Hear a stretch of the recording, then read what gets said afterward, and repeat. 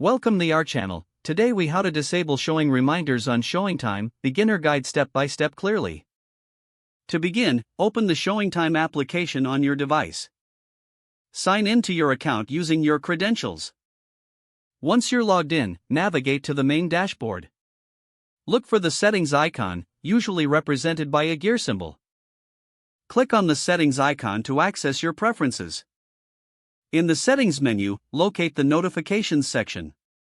Click on it to enter the notification settings. Find the option labeled Show Reminders or similar. Toggle the switch to turn off reminders. If there is a confirmation prompt, select Yes or Confirm to proceed. Take a moment to review other notification settings if desired. Once you're finished, click the Save button to apply your changes.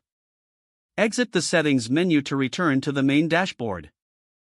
You have now successfully disabled showing reminders on ShowingTime. Your account will no longer display these notifications.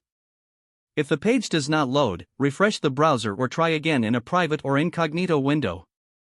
Make sure you are using the correct email address, then retype it carefully to avoid small typos. If your password is not accepted, use the reset option and create a new strong password you can remember. Check your spam folder for verification or security emails, then complete any requested confirmation steps. Enable two-factor authentication if available to improve account security and reduce unauthorized access risk. After signing in, review your profile details so your contact information and settings are accurate and current. If you see an error message, note it down and try again after restarting your device and internet connection. Log out when you finish, especially on shared devices, to keep your account and payment information secure.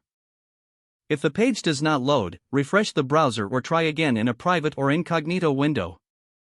Make sure you are using the correct email address, then retype it carefully to avoid small typos.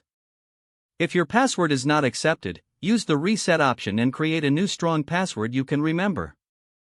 Check your spam folder for verification or security emails, then complete any requested confirmation steps.